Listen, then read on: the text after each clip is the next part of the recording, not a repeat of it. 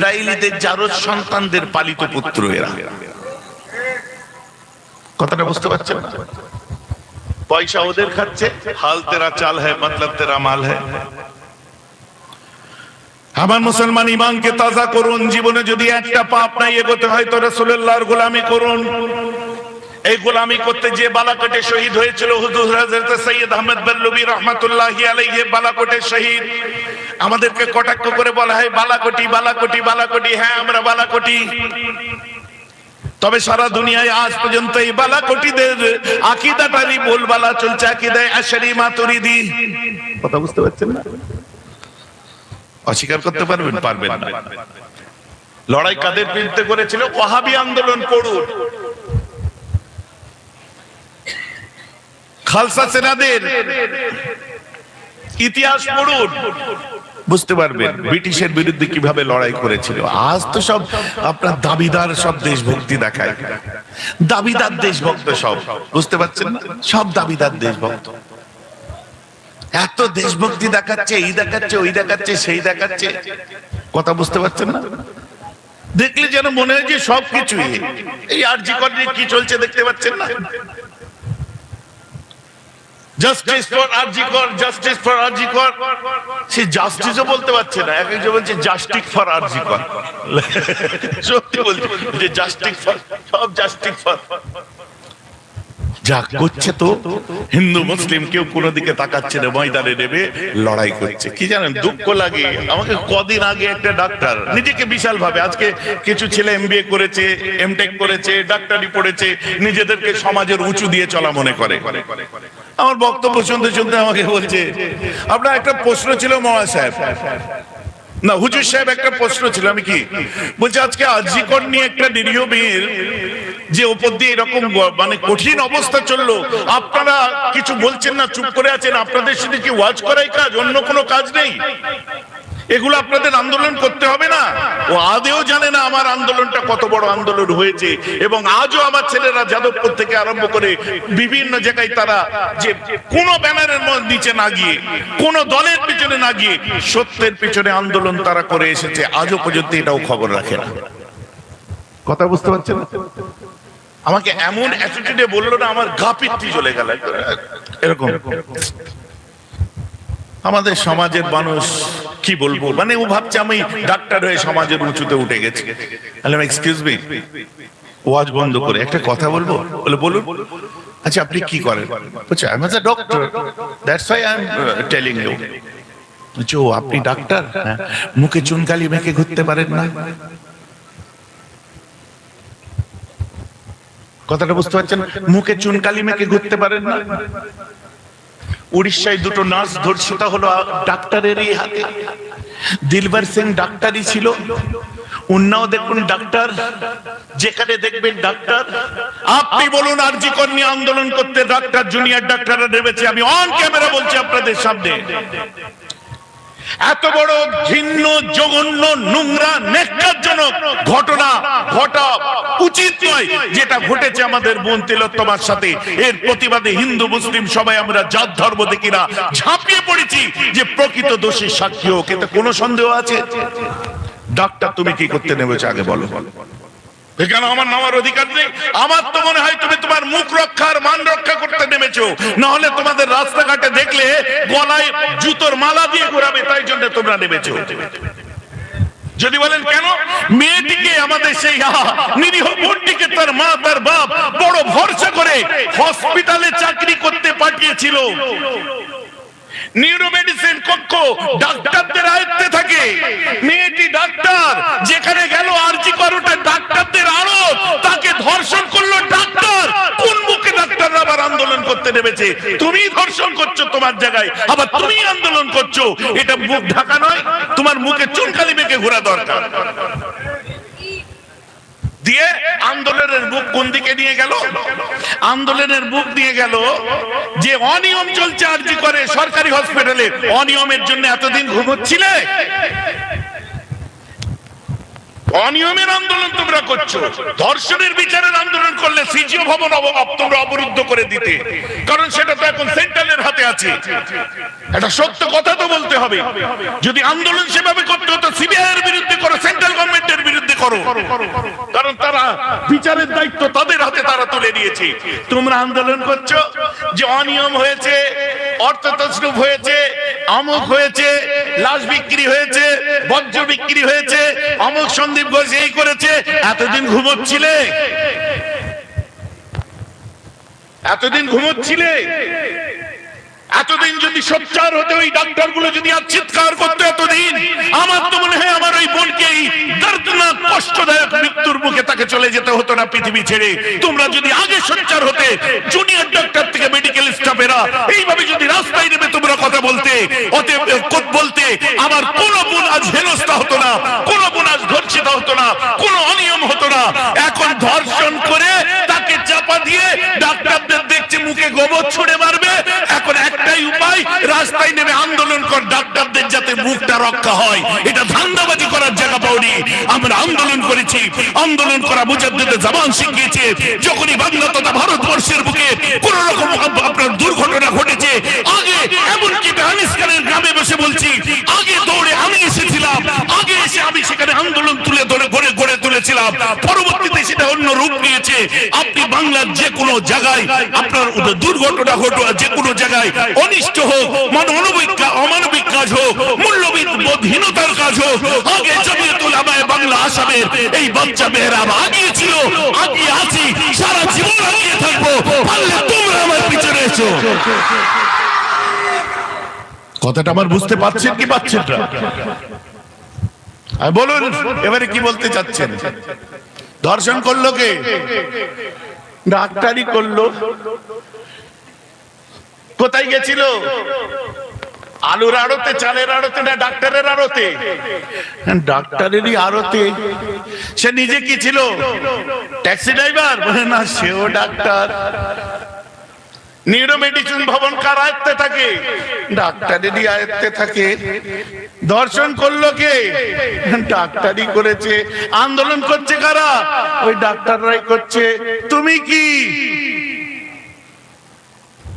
তুমি কি ভেবেছিলে নরম জায়গা? ওটা অত নরম জায়গা না, জায়গাটা অনেক শক্ত জায়গা। তোমার মতো দু চারটে পাস করা ডাক্তার, দু চারটে বলবো না, 200-400 পাস করা ডাক্তার, একবার গ্রুপটা খোলো বুঝতে পারবে। যারা স্পেশাল ট্রেনিং আজও পর্যন্ত নেয়, আল্লাহ ওদের ভালো রাখুক, ময়দানে আছে তারা, আন্দোলন করছে তারা। কিন্তু আপনি একটা জিনিস বলুন, সারা বাংলায় আমাকে বলছে আজকে দেখুন ফিল্ম অ্যাক্টররা নেমেছে।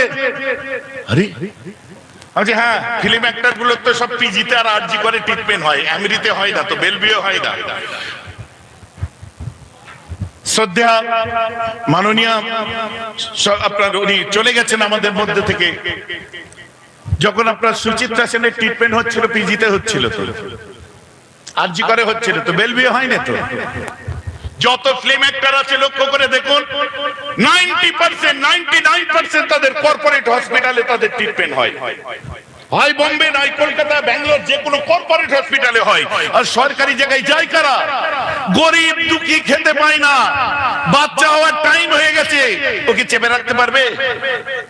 কোথায় যাবে? আর তুমি কর্মবিরতি করছো। আপনাদের এলাকায় কতজন মরেছে খোঁজ নিয়ে দেখুন তো। ভাই যে আমার কথা বুঝতে পারছেন কি পাচ্ছেন না? পাকামো করার জায়গা পাও না। আপনারা আন্দোলন করছেন না, আমরা আন্দোলন করছি। শোনো, শুধু ওদের বিরুদ্ধে নয়, তোমাদের মতো কুলাঙ্গার ডাক্তারদের বিরুদ্ধেও আমরা আন্দোলন করছি। কারণ আমার মেয়েটা আজকে ডাক্তারি করতে যাবে ডাক্তারদের মধ্যে, আমার মেয়েটা নার্স হয়ে আজকে সেখানে যাবে, ডাক্তারের কাছে তার ভয় আছে যে ডাক্তার কখন কি করে দেবে কোনো ঠিক নেই। এখন মুখ লুকোবার জন্য পাকামো হচ্ছে। মানুষ সব ঘাসে মুখ দিয়ে চলে, গাধা গরু, তাই না? তোমাদের একরে যে বাংলার মানুষেরা মুখে চুনকালি লাগাই দেয় সেই ভালো। যেখানে আন্দোলন করার সেখানে জোয়ার। আজকে নবী দিবস করতে এসে বলতে আমায় খারাপ লাগে, হ্যাঁ এটাও একটা প্রতিবাদ নবীজির আদর্শের মধ্যে পড়ে। মেইনস্ট্রিম মিডিয়া কি দেখাচ্ছে? বলছে একটা রোগিনী দেখা গেল যে সে ডাক্তার পায়নি, আপনার কি বলে পিজি আরজি কর হসপিটালে, লাস্টে তিলোত্তমার আপনার ছবির সামনে যে নমস্কার করে তাকে আশীর্বাদ দিয়ে চলে গেল। বিরল দৃশ্য দেখতে পেলাম আমরা। নিশ্চয় তার প্রতি আমাদের সমবেদনা, তার মা বাপের চোখের পানি, তার রক্ত, তার সঙ্গে যে নির্মমতা হয়েছে, এর সঙ্গে আমরা কোনোদিন আপোষ করতে পারি না। যে আপোষ করে সে মানুষ নয়। কিন্তু মেনস্ট্রিম মিডিয়ায় ফুটেজ খাওয়ার চেষ্টা করছেন, ওটাও দেখেন যে আমাদের রাজ্যে লিখিত 27-28 জন, অলিখিত কত শত মানুষ যে মরেছে বিনা চিকিৎসায়, আর ওগুলো সব গরিব দুঃখী গ্রাম বাংলা থেকে তারা হসপিটালে গেছে। ওর হিসাবগুলো দিন না, ওর হিসাবগুলো দিলে সেন্ট্রাল থেকে আর পয়সা পাওয়া যাবে না, মিডিয়া বন্ধ হয়ে যাবে। কথা বুঝতে পারছেন না? সব মালখোর, সব পয়সাখোর, আর আমাদেরকে শিখাতে এসেছে আন্দোলন। কথাটা আমার খারাপ ভাবে নেবেন না, আন্দোলন তো শিখে গেছে আমার রাসূলুল্লাহ। জোরে বলুন না সুবহানাল্লাহ। যেখানে অন্যায় হবে রুখে দাঁড়াতে তো শিখে। কি গো, আমার কথাটা শুনতে খারাপ লাগলো না? তার বেটিকে পাঠিয়েছে তো ডাক্তারদের মধ্যে, আর ডাক্তাররাই তো অসভ্য করে দিল। আবার ডাক্তাররাই মান বাঁচাতে নেমেছে, বিচার চাই। তবে করলো কে? কোথায় করলো? ইয়ার কি হচ্ছে না? মানুষ ফুঁসছে, এটা শুনে রেখে দিন। আজকে বহু মানুষের ভেতরের কথা যেটা বলতে পারেন, ওটা আমার মুখ দিয়ে বেরোলো, আপনারা নিজেরা সেটা বুঝতে পারছেন। কারণ এই মুহূর্তে ভয় করছে, যদি বললে ডাক্তারদের বিরুদ্ধে বললে যদি আপনার আমাদের বিরুদ্ধে আমার আন্দোলন হয়, করবে সিদ্দিকের বিরুদ্ধে আন্দোলন। আমিও দেখতে চাই এই বাংলার বুকে যেমন স্বামী লোকেশ্বরানন্দজি ছিলেন, এই বাংলা যেমন পরমহংসদেবের বাংলা, এই বাংলা যেমন বিবেকানন্দের বাংলা, এই বাংলা যেমন ঋষিমণিদের বাংলা, এই বাংলায় যেমন সারদা মায়ের আতুর ঘর আছে, এই বাংলাতেই জন্ম নিয়েছে, এই বাংলায় শুয়ে আছে, তিনি হলেন মুজাদ্দিদে জামান বঙ্গপুত্র আবু বকর সিদ্দিকী। জোরে বলুন সুবহানাল্লাহ। তার সিলসিলার মানুষেরা মরে যায়নি, তার ভালোবাসার মানুষেরা মরে যায়নি। হিন্দু মুসলিম তারা আজও বেঁচে আছে। কথাটা বুঝতে পেরেছেন? এবার আওয়াজ হচ্ছে বাইরে থেকে জোরে, আর আমি চিল্লাবো কি করে বলো?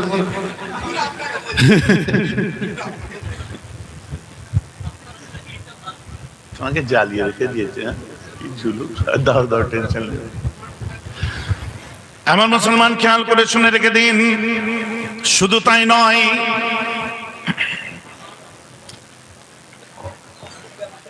ওতে চা আছে, আগের বসে আছে।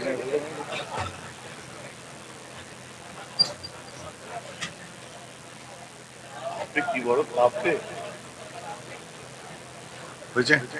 এটা কত? এটা কত? হ্যাঁ, হেভি মাইক্রোফোন। হ্যালো হ্যালো, ওতে দাওনি? তুমি আমি কম মাইন্ড বেশি মাইন্ড দেখছি, তুমি দাও। ও হবে না, আরো ভেতর বাইরে আওয়াজ হবে না, তুমি এখানে দাও, যা হবে হবে। যাও।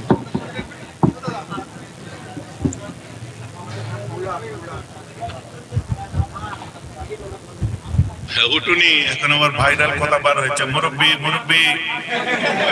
আহতে হেসে ফরেনাররাও করছে, হ্যাঁ ফরেনাররাও করছে, বিদেশিরা।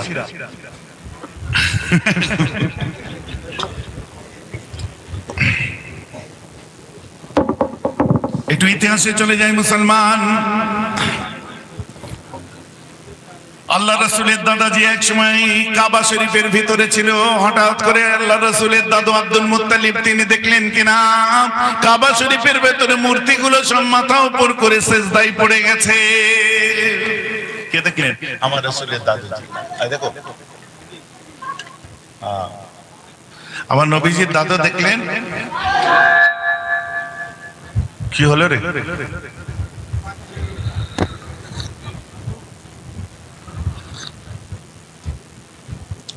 আমার নবীজির দাদু দেখলেন কাবা ঘরের ভেতরের মূর্তিগুলো সব মাথা উপর করে পড়ে যাচ্ছে। বাইরে বার হয়ে আসলেন, বাইরে বার হয়ে এসে অবাক হয়ে গেলেন যে দেখছে সাফা মারওয়া পাহাড়, দেখছে থর থর থর থর করে কাঁপতে আরম্ভ করে দিয়েছে। সাফা মারওয়া পাহাড় দেখেছেন না? তো আপনারা সাই করেছেন, দৌড়েছেন, দৌড়ানো ওয়াজিব। কারণ এটা হচ্ছে শায়রিল্লাহ। কিন্তু আপনারা শুনলে অবাক হবেন, এই সাফা আর মারওয়া দুই পাহাড়ে দুটো মূর্তি বসানো ছিল, কিন্তু একটার নাম হচ্ছে ইসাফ, দ্বিতীয়টির নাম হলো নাইলা। এরা কাবা ঘরের অন্তরে কাবার চাতানে জিনা করে ফেলেছিল, তাই দুটোকে মূর্তি বানিয়ে দিয়েছিলেন আল্লাহ, আর এই দুটো মূর্তি তুলে নিয়ে যে সাফা আর মারওয়া পাহাড়ে বসিয়ে দেওয়া হয়েছিল। পরে যখন ইসলাম আসলো ওই সময় ওই মূর্তি দুটোকে অপসারণ করা হয়েছিল। আল্লাহ রাসূল বলছেন, আমরা মিল্লাতে ইব্রাহিম, আমরা ওই দিকে লক্ষ্য করে নয়, বরং আমরা হাজেরার দিকে লক্ষ্য করে সাফা মারওয়া পাহাড়টা সাই করে সেলিব্রেট করব। বলেন না সুবহানাল্লাহ। ইতিহাস লুকিয়ে আছে।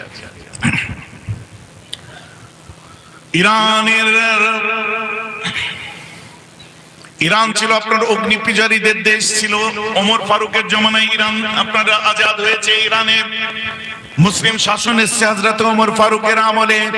ইরানের বুকে 3164 বছর ধরে একটা অগ্নিশিখা, যার আরাধনা উপাসনা করত তারা, হঠাৎ দাপ করে এক রাত্রিতে বন্ধ হয়ে যায়। সব অবাক হয়ে যায়, কোথা থেকে কি হলো রে বাবা, এটা বন্ধ হয়ে গেল কেন, কি হলো? সারা রাত চেষ্টা করলো, কিছুতেই জ্বলল না। অবাক কাণ্ড। এমন মুসলমান ওই রাত্রিতে ইরানের যিনি চিফ জাস্টিস ছিলেন, তিনি স্বপ্ন দেখলেন যে একদল উট আরব থেকে দজলা নদী পার করে ইরানের দিকে ধেয়ে আসছে। একই রাত্রের ঘটনা। রোম সম্রাটের অট্টালিকা আপনারা নাম শুনেছেন, কাইসারে রোম বলা হতো, হেরাক্লিয়াস রোম, যেটা কোথায় একটু ম্যাপের দিকে খেয়াল করলে আপনারা পাবেন হেরাক্লিয়াস রোম যেটাকে বলা হয়। ম্যাপটা দেখুন, আরবের উত্তরে সিরিয়া, সিরিয়ার উত্তরে তুরস্ক, তারপরে ইজিয়ান সাগর, মধ্য সাগর, তার মধ্যে বাষ্পরাস প্রণালী, তারপরে হচ্ছে রোমের পূর্ব ভাগ যেটাকে বাইজেন্টাইন বলা হয়, যেটাকে বাইজেন্টাইন বলা হয় বা যেটাকে কনস্টান্টিনোপল বলা হয়, যেটা আমাদের ভাষায় হচ্ছে কুস্তুনতুনিয়া বলা হয়ে থাকে। ওটাকে এটা হচ্ছে ইরানের আপনার কি বলে রোমের পূর্ব ভাগ, যেটা পরবর্তীতে শাসন এসেছিল, আমি আসবো বলবো। তো রোমের সম্রাট হঠাৎ দেখলো তার অট্টালিকা থেকে 14খানা পাথর ভেঙে পড়লো। What is this? Is it earthquake? Is it tremor? ভূমিকম্প না অন্য কিছু? কি হলো, সব ভেঙে পড়লো কেন, ব্যাপারটা কোথায়? কিছুতেই কিছু 14টা পাথর ভেঙে পড়লো। এর ব্যাখ্যা কি জানেন? ওই যে বাদশা যিনি ছিলেন রোমের সম্রাট, এই রোমের সম্রাটের 14টা রাজার পরে যিনি এসেছিলেন অটোমান সাম্রাজ্যের শাসক দ্বিতীয় মোহাম্মদ, তার মানে 1453 হিজরিতে এই 14টা পাথর ভেঙে পড়েছিল। রোম আপনার মুসলমানরা ইস্তাম্বুল জয় করে, যেখানে হায়া সোফিয়া বলে আপনারা নাম শুনেছেন, মসজিদ আকারে রূপান্তরিত হয়। এটা হচ্ছে আপনার কি বলে তুরস্কের একটা পার্ট হয়ে যায় পরবর্তীতে। আর এখানে অটোমান সাম্রাজ্যের শাসক দ্বিতীয় মোহাম্মদ, তার 14টা বাদশা পার হওয়ার পরেও মুসলমানরা শাসন করেছিলেন ইস্তাম্বুল জয়। বলেন না সুবহানাল্লাহ। ঘটনা আপনারা বলবেন কোন হাতামাতা পাচ্ছি না, এক্ষুনি পেয়ে যাবেন। দেখুন, এমন মুসলমান খেয়াল করে শুনে রেখে দিন। শুধু তাই নয়, এইসব ঘটনা ঘটছে কেন, অবাক কাণ্ড। বাইরে এসে গল্প চলছে ভাই, যে দেখো আমি দেখলাম আমার কাবা ঘরের ভেতরে মূর্তিগুলো ভেঙে পড়ে গেল। বলছে কবে? বলছে এই কদিন আগে ভোরের দিকে। বলছে ওই ভোরের দিকে তো ইরানের ওই অগ্নিশিখাটাও দপ করে বন্ধ হয়ে গেল। আরেকজন বলছে হ্যাঁ কিছুদিন আগে ওই রাত্রিতেই ভোরের দিকে ইরানের আপনার চিফ জাস্টিস প্রধান বিচারপতি স্বপ্ন দেখেছিল।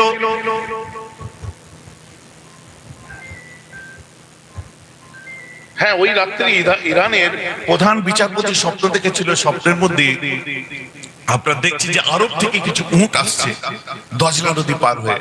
তাই বলে হ্যাঁ। বলছে জানো ওই রাত্রে সাফা মারওয়া পাহাড়ও কেঁপেছিল। সব আশ্চর্য ঘটনা, এসব কি হচ্ছে? আরেকজন বলছে রোম সম্রাটের অট্টালিকার 14টা পাথর কিন্তু ওই রাত্রি ভেঙে পড়েছিল। কথাটা আমার বোঝা যাচ্ছে? বুঝি এগুলো ঘটছে কেন বলতো? আমার মুসলমান এবারে সেই জায়গায় যাচ্ছে। বেহরব সিদ্দিকী বলে দিল যে কোরআন নাযিল হয়েছিল নবী দিবসের দিনে, এইখানকার এই জলসা, এইরকমই একটা জলসা। গতবারে কি এখানে এসেছিলাম নবী দিবসে? হ্যাঁ, তার আগের বছরে এই রকমই একটা জলসা এই জায়গাতেই সম্ভবত এই বক্তব্যটাকে নকল করে দিয়ে কেউ বলেছিল বেহরব সিদ্দিকীর জালিয়াতি। সেটা কি জালিয়াতি? যে বেহরব সিদ্দিকী বলছে কিনা নবী দিবসের দিনেতে কোরআন নাযিল হয়েছিল। কত বড় মিথ্যুক দেখেছেন? কে? এটা মৌলভী সাহেব বার হয়েছিল সামনে, দুনিয়ার এরকম ইউটিউবার হাত পা নেড়ে আপনার বক্তব্য দিচ্ছে, ভাইরাল হয়েছিল না? আর ক্যামেরা ঘুরিয়ে দেখছে ময়দানে ছেলেরা খেলা করছে। কত হা হা ওইরকম কিছু মিষ্টি ফিষ্টি হবে। হবে যে বেহরব সিদ্দিকীর যদি ক্ষমতা থাকে আমায় ফোন করতে পারে না। আমি চিন্তা করি আমি কাকে ফোন করবো, মানে কত হালকা ভাবে নিজের মতো করে পাল্লায়। ওই জন্য যারা ফেসবুকে কমেন্ট চালাচালি করে না তাদেরকে বারণ করি যে তুমি কার সঙ্গে কমেন্ট চালছো তুমি তো নিজেও বুঝতে পারছো না, ও তার মতো করে তোমায় নিচ্ছে। কথাটা বুঝতে পারছো না? আমি আমার ছেলেদের, যুবকদের বলি, ফেসবুকে কেউ কিছু বললে উত্তর দিয়ে নিজেকে ছোট করবে না। কারণ সে হয়তো দেখা যাচ্ছে যে ফ্রিতে এমবি ভরে চায়ের দোকানের মাচায় বসে উঁকড়ো হয়ে বসে পানিতে ভেয়ে যাচ্ছে, ও তোমায় মেসেজ করছে, আর তুমি একটা বড় জায়গা থেকে বিলং করো। সে তোমাকে তো হালকা ভাবে নেবে, আমাকে ফোন করতে পারে না। কেন ফোন করতে, আমার কি খরচ কেঁদেছে গা না কেন, মানে যুক্তিটা কিসের জন্য? ওকে আমি বলেছি আমার জলসাই, তারপরে ওকে কেন ফোন করতে যাবো? এটা তো যুক্তিতে আসতে হবে। আজও বলছিস এটা কোরআন দিয়ে বলি। বিসমিল্লাহির রহমানির রহিম। হাফেজে কোরআনরা নিশ্চয় আছেন। সূরাতুল জিন খুলুন, ইনশাআল্লাহ আপনি চোখের সামনে ভেসে আসবে। বিসমিল্লাহির রহমানির রহিম। ওয়া আন্না কুন্না নাকুদু মিনহা মাকআইদা লিস-সামি ফামান ইয়াস্তামিল আন ইয়াজিদ লাহু শিহাবার রাসাদা। কোরআন জিনেরা এক সময় বলল যে আমরা আল্লাহর ফেরেশতাদের মধ্যে যে সমস্ত কথাবার্তা হতো এই কথাগুলো লুকিয়ে চুপিয়ে যে করে শুনতাম, কিন্তু এখন যখন ওগুলো শুনতে যাই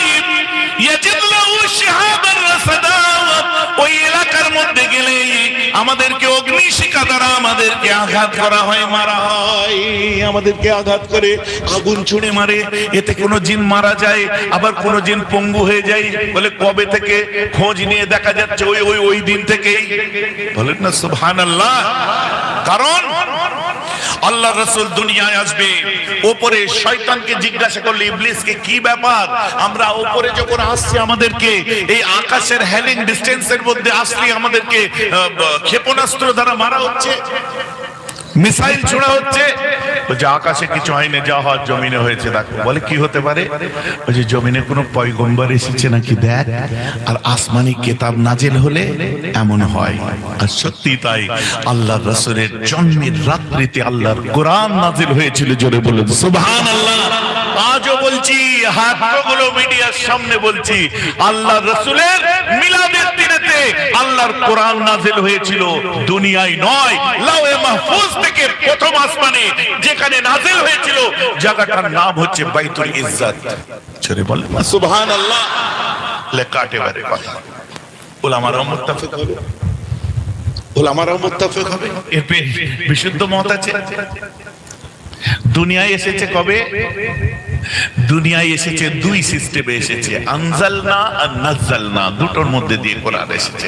আনজালনা মানে হোল কোরআন, আর নাজ্জালনা মানে যেমন ইকরা বিসমির 5টা আয়াত নাযিল হয়েছিল বিশেষ রাত্রে। কথা বুঝতে পারছেন না?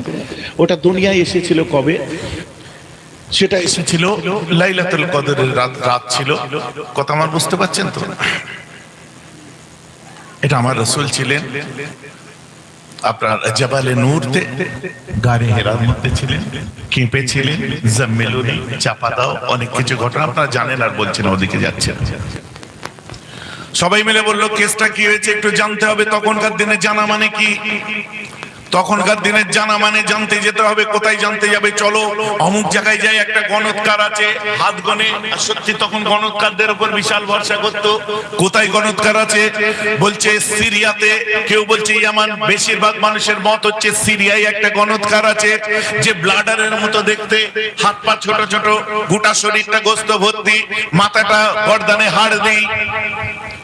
তাকে যে বলছে এ কি করে বলবে? বলছে খোঁচা মারো, রাগাও, রাগাবার পরে দেখতে পাবে এ হঠাৎ রেগে যে ফুলে ফেপে ওঠে, মানুষের আকৃতি নেবে, তখন দেখতে পাবে যা জিজ্ঞেস করবে তার উত্তরটা পেয়ে যাবে। তো তেমন তাকে চিমটি কাটছে, গোজা মারছে, খেপাচ্ছে, রাগাচ্ছে, চড় মারছে।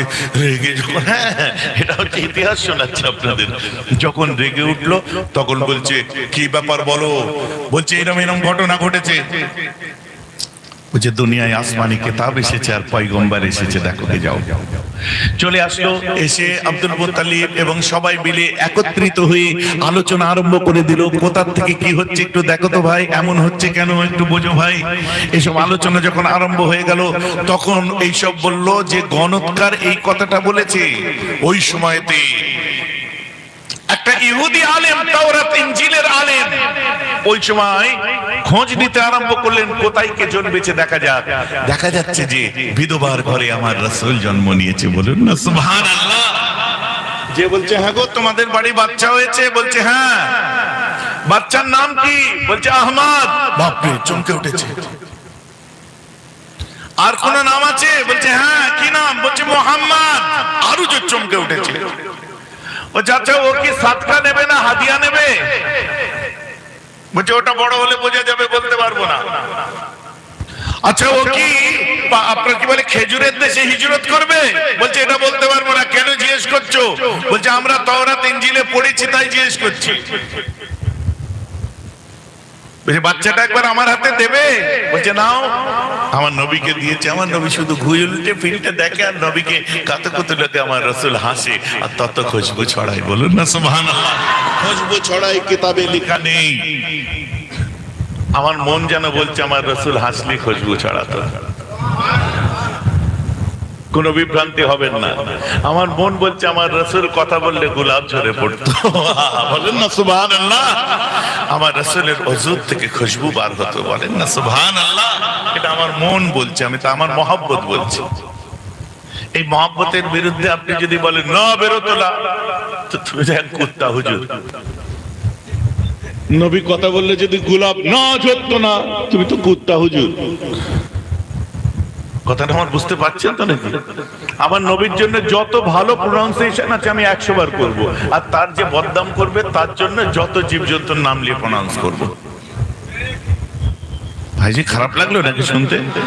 আমার নবীর যদি একটা চামার, একটা মেথর, একটা বাচ্চা, একটা পাগল মজনুন এসে আমার রাসূলের নাচ পড়ে মেহরাব সহ্য করতে পারে না, খোদার কসম করে বলছি, দাঁড়িয়ে শুনে আমার ভিতরটা কেমন একটা হয়। আমি নাচ শুনি যখন, পাগলে গাইলেও আমি শুনি, কারণ আমার দিল গওয়ারা করে যে হ্যাঁ এটা তোমার মহব্বত, সে নবীর জন্য পড়ছে।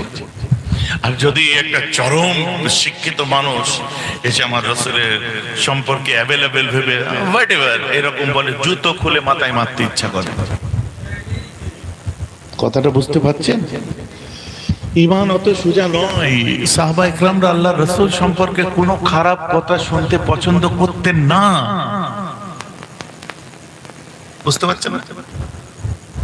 অবাস্তব কিছু শুনতে পছন্দ করতেন না। তাদের মহব্বত, এগুলো আমরা নবীকে যত ভালো কথা দিয়ে প্রনাউন্স করবো, এটা তো সুন্নাতে সাহাবার মধ্যে পড়ে। আমার মুসলমান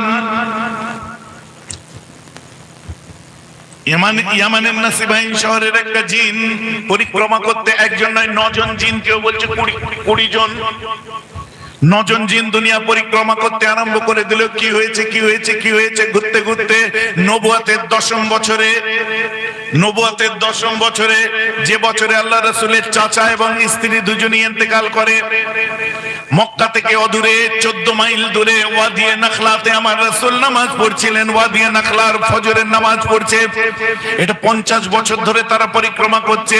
ওয়াদিয়ে নাখলায় আমার রাসূল নামাজ পড়ছেন। ওই সময়তে আকাশ দিয়ে জিনগুলো উড়ে যেতে যে কানে কোরআন পড়লো, সঙ্গে সঙ্গে তারা আল্লাহ রাসূলের কাছে এসে কোরআন শুনতে আরম্ভ করলো। নামাজের পিছনে দাঁড়িয়ে গেল, সালাম ফেরার পরে আমার রাসূলকে বলে, এটা আপনি কি পড়ছিলেন? বলছে আসমানি কিতাব পড়ছিলাম। বলে কি আপনি কে? তাহলে বলছে আমি আখেরি পয়গম্বর। আল্লাহ রাসূলের হাতে হাত দিয়ে বলছে আনাশহাদু আন্নাকা নাবিয়ান, এতে কোনো সন্দেহ নাই আমরা 50 বছর ধরে আপনাকে খুঁজছি, কোনো সন্দেহ নাই যে সত্যি আপনি যেটা পড়ছিলেন ওটা আসমানি কিতাব, আর সত্যি এতে সন্দেহ নাই আপনি হলেন আখেরি পয়গম্বর।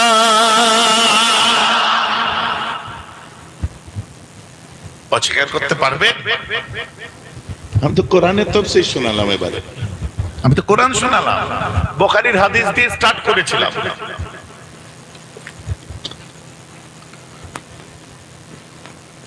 এ যখন উল্টে পাল্টে দেখছে, উল্টে পাল্টে দেখতে দেখতে দেখছে পিছন দিকে একটা লাল একটু উঁচু মতো জরুল, দুই কাঁধের মধ্যে একটুখানি উঁচু হয়ে আছে। ওটাই তো ছিল আমার নবীর খাতমে নবুয়তের সিল, মোহর। আল্লাহ রাসূলকে দিয়ে দিয়ে জমিনে পড়ে গড়াগড়ি করতে আরম্ভ করে দিল। গড়াগড়ি করে কাঁদতে কাঁদতে বেহুশ হয়ে গেল। কেন? ওর ইচ্ছা ছিল যে যত নবী এসেছে সব নবীরা বনি ইসরাইলের মধ্যে এসেছে। ইব্রাহিম আলাইহিস সালামের একটু বলে দিই, ইব্রাহিম আলাইহিস সালামের দুটো ছেলে থেকে নবী আসে। একজনের নাম হচ্ছে ইসরাইল আলাইহিস সালাম, যাকে ইসহাক বলা হয়েছে কোরআন পাকের মধ্যে, আর একটা হচ্ছে ইসমাইল আলাইহিস সালাম। যত নবী এসেছে সব বনি ইসরাইলের মধ্যে এসেছে। বনি ইসরাইলের নবীদের উম্মত যারা নবীদেরকে মেনে চলেছে আর ইনজিল জবুর তাওরাত মেনে চলেছে তারা পথে ছিল, আর যারা পথভ্রষ্ট হয়েছে তাদেরকে কোরআন বলছে ইহুদ নাসারা। কারণ ওরা পথভ্রষ্ট হয়েছে, পরবর্তীতে কোরআনে তাদেরকে ইহুদি নাসারা বলা হয়েছে। যেটা বর্তমান দেখবেন ইসরাইল আলাইহিস সালামের থেকে নবী এসেছে, তাদের দাউদ আলাইহিস সালামকে কেউ ফলো করে চলতে চলতে পথভ্রষ্ট হয়েছে, তারা বর্তমানে ইসরায়েলি হয়েছে। এই ইসরায়েল আর প্যালেস্টাইনের লড়াই চলছে, দেখো ভাইজান কথা বোঝা যাচ্ছে তো নাকি? আর ইসমাইল আলাইহিস সালাম ওনার থেকে কোনো নবী নাই, একটাই নবী আসে, 1,24,000 পয়গম্বরের উপর ভারী পড়ে, ওটা আমার নবী। বলেন না সুবহানাল্লাহ। একটাই। আর ওর আফসোস আরম্ভ হয়ে যায় এটাই যে ভাবলাম আখেরি নবীটাও বনি ইসরায়েলে আসবে, আর এসবিআই তো বনি ইসমাইলে আসলো। ও কাঁদতে কাঁদতে অজ্ঞান হয়ে গেছে। মক্কায় আনন্দ আরম্ভ হয়ে গেছে। ফাবাশশিরাম বিরাসূলিন ইয়াতি মিন বাদি ইসমুহু আহমদ।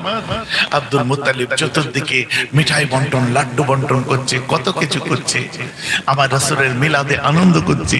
এখন আপনি বলেন আল্লাহর রাসূলের মিলাদ পালন করার দিনটা কোন দিন ছিল জানেন? ওই দিনেই টপ করে বন্ধ হয়ে গেছিল ইরানের অগ্নিশিখা। ওই দিনেই আপনার আল্লাহর কাবা ঘরের মূর্তিগুলো ভেঙে পড়েছিল। ওই দিনেই আপনার কি বলে জিনেরা আকাশে এন্ট্রি বন্ধ হয়ে গেছিল। ওই দিনেতেই কাইসারের রোমের 14টা পাথর ভেঙে পড়েছিল। সব মিলিয়ে লাস্টে দেখা যাচ্ছে ওই একটাই দিন যেদিন আমার নবীর মিলাদ হয়েছিল।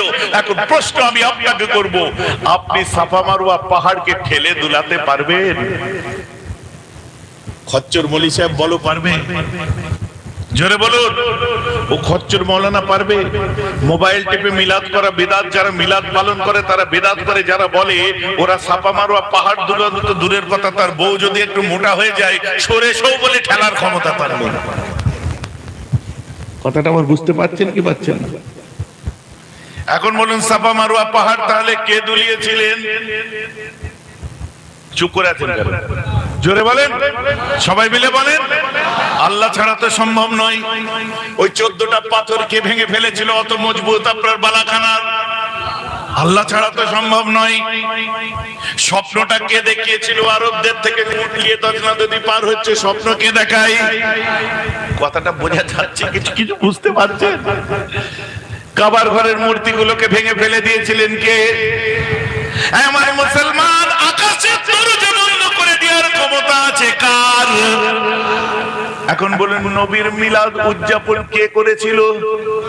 এই ঘটনাগুলো ওই দিনেতে কে ঘটিয়েছিল? এই জন্য বলি খচ্চর হুজুর, এখন আমরা যদি নবীর মিলাদের দিনে দরুদ সালাম পড়ে এই ঘটনাগুলো শুনে বিদআত করে থাকি, ওই দিন তোমার মত অনুযায়ী আল্লাহ পালন করে কি করেছিল জবাব দাও। ঘুঘু দেখেছো, ফাঁদ দেখুনি এখনো? এই যে আমার ওয়াজ বুঝতে পারছেন তো? তাহলে আমার আল্লাহ যে এত কিছু পালন করলেন মিলাদের দিনে, অন্য দিন করতে পারতেন। जमीन थर করে কাঁপছে। क्या बात है, क्या कर रहे हो? मैं तो खुशी मना रहा हूँ जी। किस बात की खुशी? जो मैं क्यों ना खुशी मनाऊं, आज मुझे मेरा अहमद मिल गया। बोलो सुभान अल्लाह। जमीन बोली मुझे मेरा अहमद मिल गया। आनंद করছে जमीन, आनंद করছে आसमान। आसमान ने कहा मुझे मेरा मोहम्मद मिल गया। वलियों ने कहा मुझे रब का नजारा मिल गया। यतीमों ने कहा मुझे सहारा मिल गया। बेवाओं ने कहा मुझे आसरा मिल गया। भटकने वालों ने कहा मुझे हिदायत का सितारा मिल गया। खाना बदूस ने कहा मुझे मकाम मिल गया। नमाज बोली मुझे तकद्दुस मिल गया। अत्तहियात का अस्सलामु अलैका या नबी मिल गया। आशिकों ने कहा मुझे माशुक मिल गया। मुहिब्बों ने कहा मुझे महबूब मिल गया। अंधेरों ने कहा मुझे उजाला मिल गया। आलिमों ने कहा मुझे इल्म मिल गया। चांद ने कहा मुझे चांदनी मिल गया। सूरज ने कहा मुझे रोशनी मिल गया। सितारों ने कहा मुझे चमक मिल गया। नबियों ने कहा मुझे इमाम मिल गया। अबू बकर ने कहा मुझे सदाकत मिल गया। उमर ने कहा मुझे अदालत मिल गया। उस्मान ने कहा मुझे शुजाअत मिल गया। अली ने कहा मुझे शराफत मिल गया। हसन हुसैन ने कहा मुझे शहादत मिल गया। बंदों ने कहा मुझे इज्जत मिल गया। और तमाम उम्मत ने कहा आज रसूलुल्लाह मिले तो हमें हमारा शफाअत मिल गया।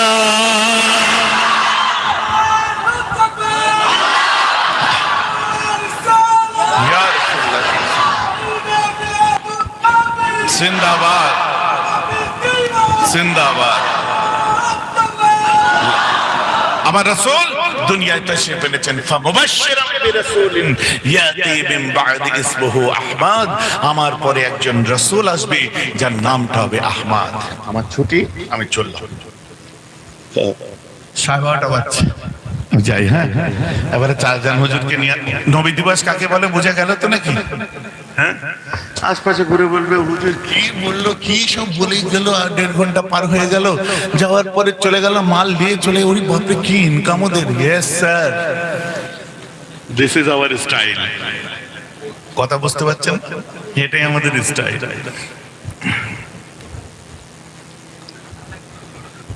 না, আমাকে আরেক জায়গায় যেতে হবে, যার জন্য কমপ্লিট আমি কথা না বলে শেষ করতে পারি না। ঘড়িটা দেখে নিয়েছি কোনটা কতক্ষণে শেষ করব। আমি সব দিকে একটু টাচ দিয়ে মিলাদুন নবী করেছি, তাই তো নাকি? হ্যাঁ, আপনার বিরক্ত লাগে না তো? কারণ আল্লাহ রাসূল ছিলেন সেই ব্যক্তি, he was the better mind, not only his own is but for ages. তাই বলতে ইচ্ছা করে, the creed of Hazrat Muhammad is free from the suspicions of ambiguity and the Quran is a glorious testimony of the unity of Allah. এর তুলনা পৃথিবীতে হয় না গুরু। আজকে আপনি ডক্টর হন, ইঞ্জিনিয়ার হন, মাস্টার হন, প্রফেসর হন, যেই হন না কেন, আপনাকে হযরত মুহাম্মদ যেদিন পড়বেন সাল্লাল্লাহু আলাইহি ওয়াসাল্লাম, আমার রাসূলের লাইফ যেদিন পড়বেন, সেদিন মনে হবে যে হ্যাঁ সত্যিকারের কিছু একটা হয়েছে। এটা ভেতরে একটা অহংকার লাগবে, হ্যাঁ আমি আমার ধর্ম সম্পর্কে অনেক কিছু বুঝেছি, আমি রাসূলকে চিনতে পেরেছি চলতে ফিরতে। নালে এও ঠিক আছে, ও ঠিক আছে, গোলে মিলে সবই হয়ে গেল। না হুজুর, আমাদেরকে সব সমাজে মিশতে হয়, আমাদের একটু সব রকম ভাবে একটু চলতে হয়। তুই আমার থেকে বেশি বেশি।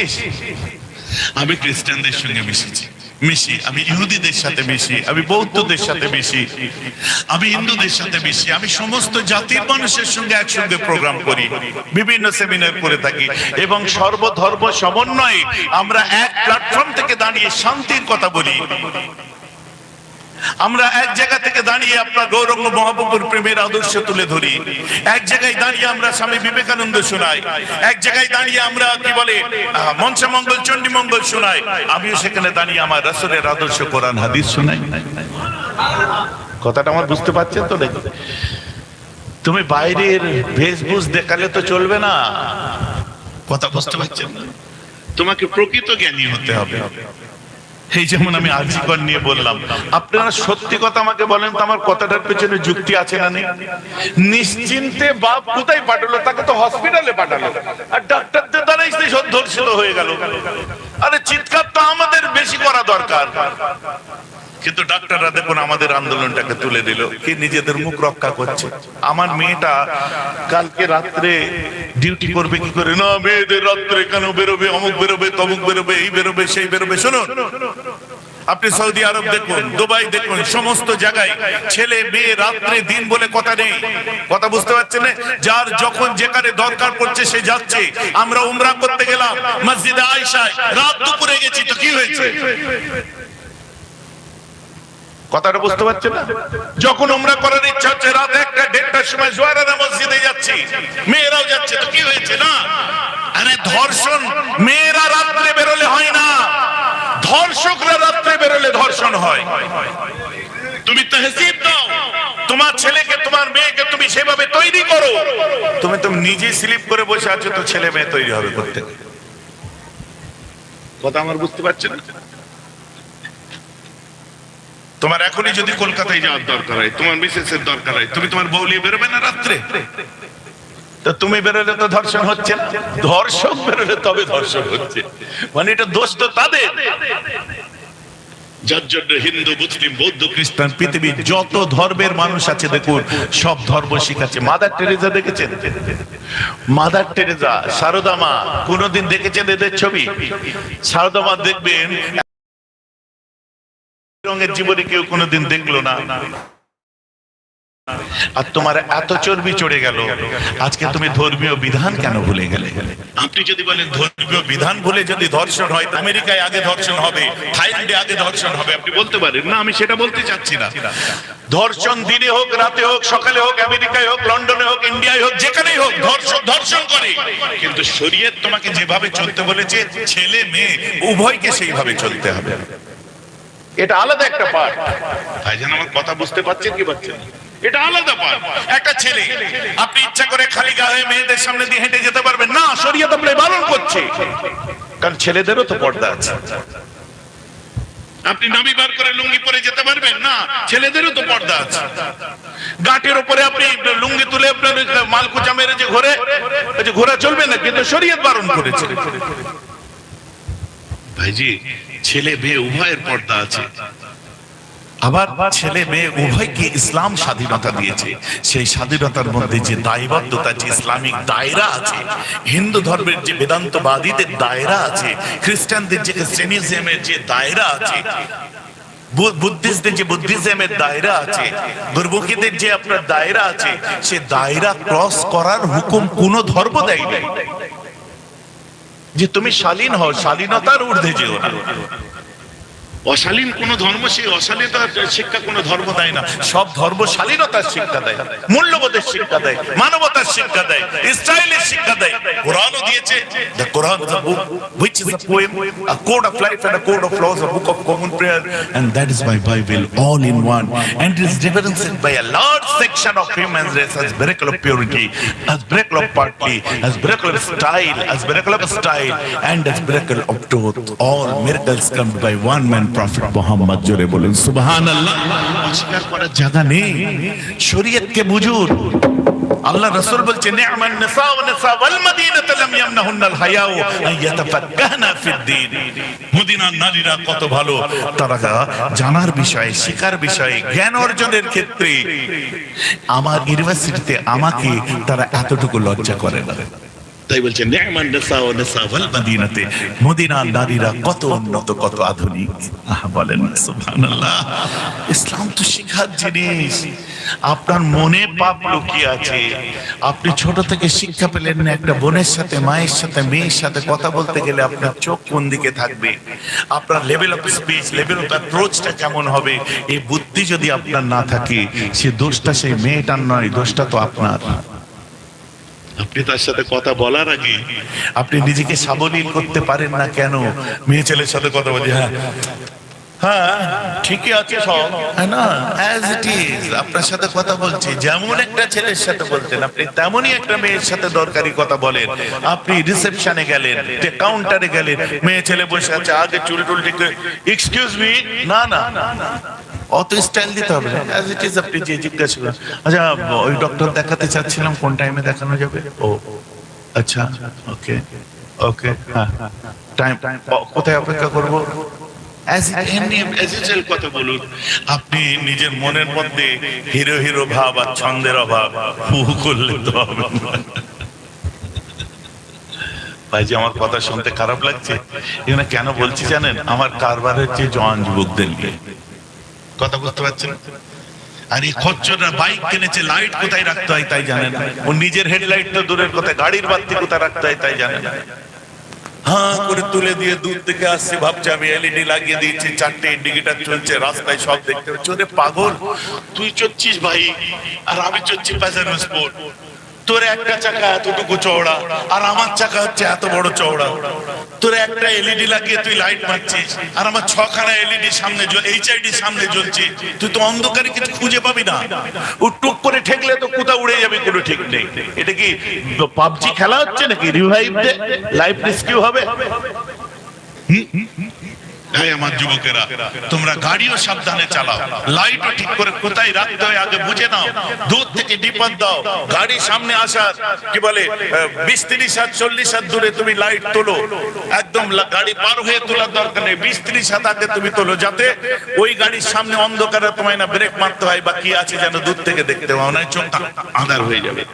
এগুলো বুঝে শুনে বেরো। লাইট দিয়ে সাইলেন্সার চেঞ্জ করে দিয়ে আওয়াজ হচ্ছে মানে বিশাল ব্যাপার না। হাইওয়েতে যে চালাচ্ছ মনে করছো আমি খুব স্পিডে আছি, না, তোর গাড়ি হিসাব করে দেখলে 120-তে আছে আর পেছনে আমার গাড়িটা যে 180-তে আছে, ওটাও তো দেখতে হবে। কথাটা আমার বুঝতে পারছেন না? কেন বলছি? আপনারা আমার ছোট ভাইয়ের মতো, বাচ্চারা আমার ছেলের মতো, আমি তোমাদেরকে ভালোবাসি, তাই ওয়াজের মধ্যে সেই কথাগুলো একটুখানি বলে দিচ্ছে। আমি না বললে বলবে কি? আব্বা বললে, আব্বা বকছিল আমাকে বেরোবাসে, আমি খ্যাক করে না, ভাল লাগে না। দেশি ভাষা বললাম, এই খ্যাচ খ্যাচ, আব্বা বললে খ্যাচ খ্যাচ করে, মা বললে বগুনি। আমি ঠিক জানি আমি বড় হয়েছি তো নাকি আমি বাচ্চা ছেলে। কালকে ঘটনাটা ঘটেছিল আমার সাথে। একটা বাইক দিয়ে একটা বাচ্চা ছেলেকে নিয়ে আমার গাড়ির ডান সাইড, আমি বুঝতে পারছি পড়বে, ডান সাইডে পড়ে গেল। আমি আগে নিজের ভুল কিছু আছে নাকি দেখলাম, যে আমার লাইট তোলা নেই, তো আমি দেখলাম না আমার লাইট ডিপার দিয়ে আছে। বাচ্চাটা বলছে আব্বা প্লিজ আমাকে আর বাইকে তোলো না। আমার মায়া লেগে গেছে। ওই আব্দুলকে জিজ্ঞেস করে, মায়ালে বাচ্চাটা এত সুন্দর করে কথা বলছে, পড়ে গেলে হাতে লেগেছে কি? আমি চিন্তা করছি টুক করে পড়ে হাতে বাম্পারে লাগাল পায়নি। বলছে না আমারটা দ্বিতীয়, তার আগে এক জায়গায় ঝেড়ে এসছে। বাচ্চাটা বলছে, বলে না, বাচ্চাটা বলছে জানো তো কাকু আমি কি, আগে যখন অ্যাক্সিডেন্টটা হয় না, এটাকে হেলমেটটা এরকম আমার মাথার এখানে ফুলে গেছে, তারপরে তো আব্বু আমাকে হেলমেটটা পরালো। মানে আগে এক জায়গায় কাঁচার খেয়ে আসছে। খুব সাবধান। চলুন আমি এখন বিদায় নিই, আমাকে আবার এখান থেকে যেতে হবে, অনেক লেট হয়ে গেছে। 12:30 ওখানে টাইম, এখানে 12:30 বাজে। আমি বলে মাফ করে দেয়, একটু মেনে নেয়, কারণ আমাকে একটু এদিকেও তো বহু রুগী আছে, অন্য কাজও তো করতে হয়, আপনারা জানেন। তো চলেন এখন আমি আপনাদের কাছ থেকে বিদায় নিচ্ছি। আল্লাহ আপনাদেরকে কবুল করুক। সানাউল্লাহ ভাই কখন গেল গো? মাশাআল্লাহ সানাউল্লাহ ভাই এসেছিলেন। এখন আমি বিদায় নিই। এখন কে বলবে? চারজন এসে গেছেন? কোথায়? আচ্ছা ঠিক আছে, আচ্ছা ঠিক আছে, তাহলে আপনি একজন কাউকে আপাতত দিয়ে দেন, সে একটু মাইকটা ধরে বলুক। যেমন সানাউল্লাহ ভাইয়ের পরে একজন কেউ বলছিল, আমি চলে এলাম, আবার দিয়ে দেন, 4জন চলে আসবেন, কারণ আমার সেখানে 12:30 টাইম তো।